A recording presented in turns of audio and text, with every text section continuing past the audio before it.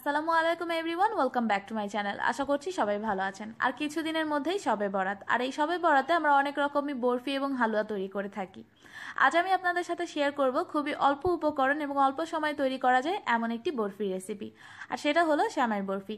চলুন দেখে নেই এর পুরো প্রস্তুত প্রণালী। এরকম আরও অনেক রেসিপির জন্য আমার চ্যানেল সাবস্ক্রাইব করতে কিন্তু একেবারেই ভুলবেন না। এই সেমাই বরফিটি তৈরির জন্য আমি চুলায় একটা প্যান বসিয়ে এতে হাফ টেবিল চামচ পরিমাণ ঘি নিয়ে নিয়েছি। আপনারা চাইলে ঘিয়ের পরিবর্তে বাটার ইউজ করতে পারেন। এরপর এর মধ্যে আমি নিয়ে নিচ্ছি 1 কাপ পরিমাণ সেমাই। সেমাইটাকে আমি একটু গুঁড়ো করে দিয়েছি। যদি খুব বড় দিতে যান তাহলে কিন্তু বরফিটা তৈরি করতে ঝামেলা হবে। আর আপনারা এই নর্মাল সেমাইয়ের পরিবর্তে লাচ্ছা সেমাইটাও ব্যবহার করতে পারেন। এবার এই সেমাইটাকে চুলার আঁচটা লো আর মিডিয়ামের মাঝামাঝি রেখে প্রায় 6-7 মিনিটের মতো টেলে নেব। প্রায় 6-7 মিনিট টেলে নেওয়ার পর দেখুন সেমাইটা অনেকটা লালচে কালার হয়ে গেছে। এই লালচে কালারটা চলে আসলেই সেমাইটাকে চুলা থেকে নামিয়ে নিতে হবে। এর থেকে বেশি কিন্তু এটাকে ভাজা যাবে না। এবার এই সেমাইটাকে আমি চুলা থেকে নামিয়ে নিচ্ছি। সেমাইটাকে নামিয়ে নিয়ে সেই একই প্যানে আমি আরও হাফ টেবিল চামচ পরিমাণ ঘি নিয়ে নিয়েছি। এবার এর মধ্যে আমি দিয়ে দিচ্ছি মাঝারি সাইজের 2টো দারচিনি আর বড় সাইজের একটা এলাচ। এবার এই এলাচ আর দারচিনিটাকে ঘিয়ের সাথে কয়েক সেকেন্ডের জন্য ভেজে নেব। দারচিনি আর এলাচটাকে কিছুক্ষণ ভেজে নেওয়ার পর এবার এর মধ্যে আমি দিয়ে দিচ্ছি 1/4 কাপ পরিমাণ নারকেল কুড়ানো। আপনারা চাইলে নারকেলের পরিমাণটা আরও বাড়িয়ে দিতে পারেন, আর অবশ্যই চেষ্টা করবেন তাজা নারকেল ব্যবহার করতে।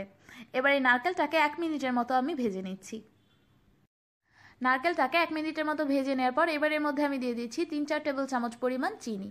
চিনির পরিমাণটা আমি একটু কম দিচ্ছি। আপনারা চাইলে চিনির পরিমাণটা আপনাদের টেস্ট অনুযায়ী বাড়িয়ে বা কমিয়ে দিতে পারেন। এবার এর মধ্যে দিয়ে দিচ্ছি হাফ কাপ পরিমাণ তরল দুধ। আপনারা চাইলে হাফ কাপ পানিতে 3-4 টেবিল চামচ গুঁড়া দুধ মিক্স করে সেটাও ইউজ করতে পারেন। এবার এটাকে আরও জাল করব 1 থেকে 1.5 মিনিটের মতো।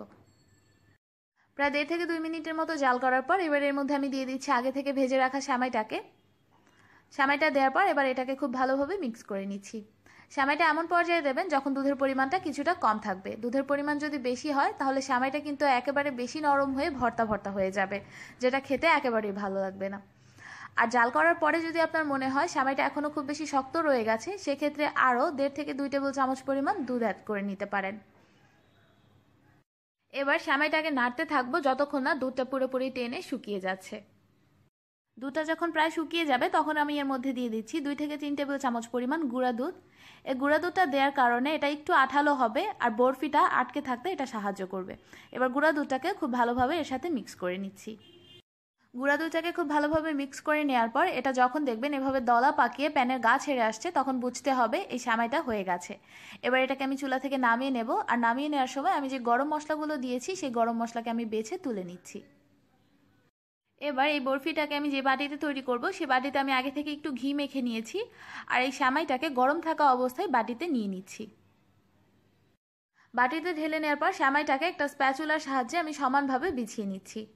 সেমাইটা ভালোভাবে বাটিতে বিছিয়ে নেওয়ার পর এবার এর মধ্যে আমি কিছু নারকেল কুচি দিয়ে দিচ্ছি, তবে এটা সম্পূর্ণই অপশনাল। আপনারা চাইলে নারকেলের পরিবর্তে যে কোনো ধরনের ড্রাই ফ্রুটসও ইউজ করতে পারেন। এবার এই সেমাইটাকে গরম থাকা অবস্থায় বরফি আকারে আমি কেটে নিচ্ছি। যদি ঠান্ডা হয়ে যাওয়ার পরে কাটতে চেষ্টা করেন তাহলে কিন্তু কাটা যাবে না, তাই এটাকে গরম থাকা অবস্থায় কেটে নিতে হবে আপনার পছন্দ অনুযায়ী আকারে। আর এটা ঠান্ডা হওয়ার পর তারপর তুলে সার্ভ করতে হবে। তৈরি হয়ে গেল মজাদার সেমাই বরফি। এই বরফিটাকে কিন্তু 3 দিন পর্যন্ত নর্মাল ফ্রিজে রেখে সংরক্ষণও করতে পারবেন। আশা করছি আজকের রেসিপিটি আপনাদের ভালো লেগেছে। এই রেসিপিটি ভালো লাগলে লাইক, কমেন্ট, শেয়ার করতে একদমই ভুলবেন না। আজ এই পর্যন্তই। সবাই ভালো থাকবেন, আমার জন্য দোয়া করবেন। আল্লাহ হাফেজ।